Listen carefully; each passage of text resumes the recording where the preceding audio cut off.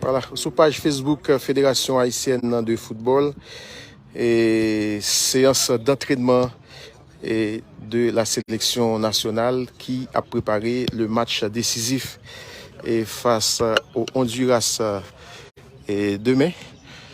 Nous dans à North Carolina et c'est dans Charlotte précisément que nous y est. C'est deuxième séance d'entraînement, messieurs, après le match face au Mexique. Nous avons fait une séance d'entraînement hier matin avant le déplacement pour quitter Arizona pour venir Charlotte.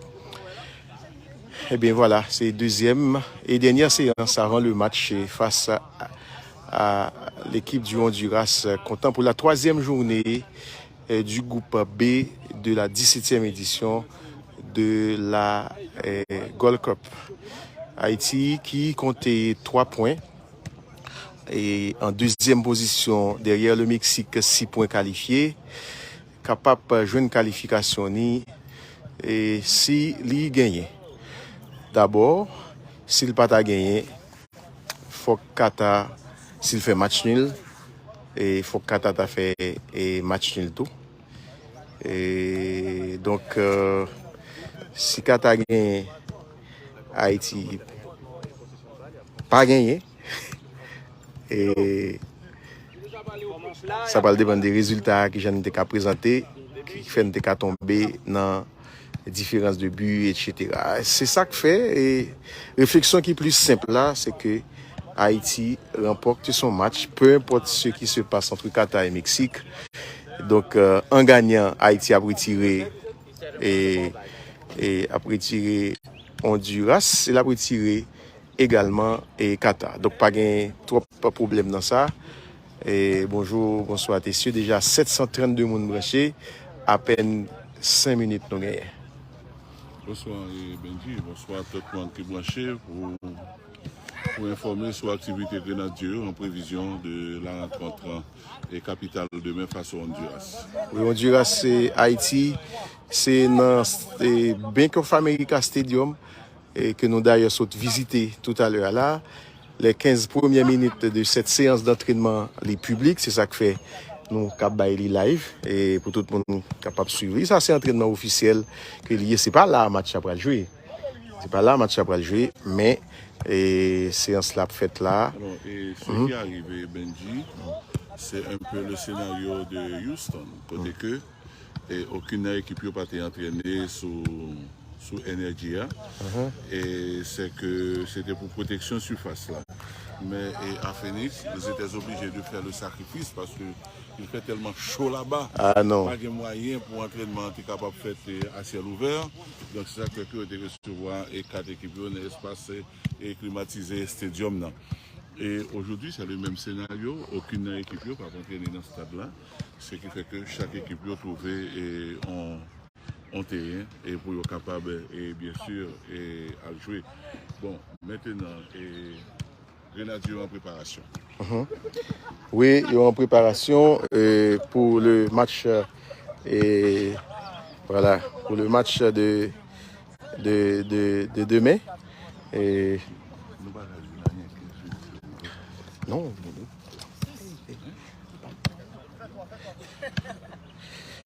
Et monsieur a fait ce mouvement là, c'est normal.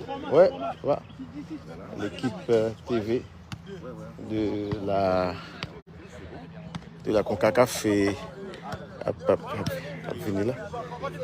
Ouais.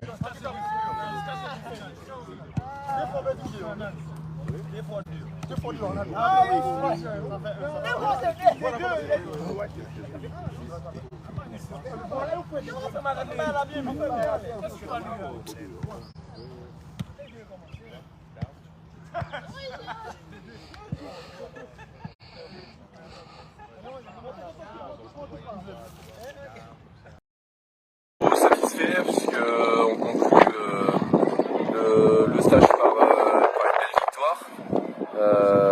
Il y a un gros travail qui a été effectué sur ces 2 premières semaines, un gros travail athlétique, un gros travail de préparation physique qui fait que nos filles n'étaient pas non plus à 100% de leur capacité, mais quand on finit le stage par une victoire et un match plutôt maîtrisé, c'est quand même un bilan qui est très positif, puisqu'on a les joueuses dispo, qui ont bien travaillé, il y a maintenant un petit peu de récupération avant le prochain stage en Corée, donc tous les feux sont ouverts.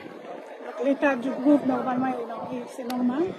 Oui, on a eu Melchi Dumornay qui a été un petit peu aménagé parce que dans la progression pour elle des entraînements, c'était pas idéal de faire un match aujourd'hui, donc elle a fait une séance adaptée en fin de match et on la retrouvera à 100% de ses moyens dès le début du stage en Corée. Le choix de l'altitude ici à Crans-Montana apporte quoi à la préparation coach? Eh bien, on a un petit surplus par rapport à l'oxygénation. Sans rentrer dans les détails, ça apporte un petit peu plus de volume à notre préparation. Voilà, on n'est pas encore tout à fait sur les effets maximum parce qu'il faudra une 3e semaine ici, mais on a fait le choix d'aller jouer ce stage en Corée pour se préparer aussi à nos adversaires en Coupe du Monde, donc on a quand même des effets qui sont bénéfiques et c'est une préparation vraiment idéale pour l'instant. On a joué le match, les renseignements sont nombreux, quels sont les plus importants? Les plus importants, c'est que tout le monde a une forme qui augmente. Et ça, je pense que c'est très important, c'est qu'on n'a vu personne en difficulté physique et qu'on finit ce stage vraiment à l'image de ce match avec vraiment un bon volume. Tout le monde a tenu le temps de jeu. Donc les enseignements, c'est qu'on a vraiment une équipe qui monte en termes de charge d'entraînement et ça, on est très content. On a subi une petite variation de température, ça n'a pas affecté le groupe, non? Non, je crois que c'était idéal parce que on va en Australie et ça sera en hiver. Donc effectivement, on avait 24-25. Aujourd'hui, c'est descendu à 12, 13, 14 degrés avec un petit peu de pluie avant le match. Donc finalement, on se rapprochait très très près des conditions de la Coupe du Monde. Donc c'était presque parfait pour nous comme préparation. On est finalement arrivé au mois du mondial, on est le 1er juillet, dans 8 jours, c'est la compétition. Le 22, si tu vas notre entrée en liste, ça vous fait quoi? On est impatient parce qu'on a vu déjà un soutien auquel on ne s'attendait pas aujourd'hui en Suisse, de nombreux supporters haïtiens, vraiment une très très bonne énergie derrière l'équipe, beaucoup de d'ondes positives qui ont été vers nous. Les filles étaient vraiment très heureuses, donc on est très impatients.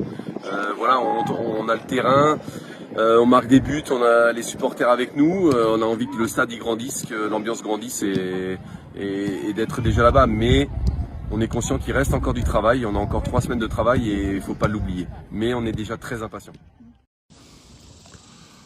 Bonjour et bonsoir à tous, à tout le monde qui est branché, nous saluons, quel que soit et côté que vous y êtes.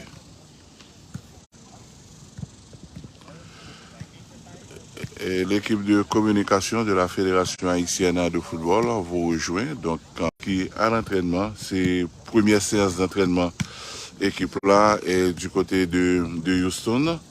Et avant que première séance là, c'est sûr que demain il y aura la séance de reconnaissance en des stades, les grenadiers ici présents pour capable bien sûr et participer à l'entraînement sous direction et coach et Calderon et toute son équipe. Donc capable et le staff technique est vêtu de rouge grenat, voilà, donc en consultation et les membres de l'encadrement technique, ils sont tous là et la séance va débuter dans quelques instants. Donc nous avons un petit centre là qui est un espace de jeu qui est assez intéressant avec bien sûr une belle surface et Jean que nous dit là. On a laissé la Floride hier et pour atteindre Texas. Et après environ 3 heures de vol, l'équipe là en forme. Tout qu'on a préparé pour capable et sur pied de guerre et dimanche au moment d'affronter l'équipe de Qatar. Dit.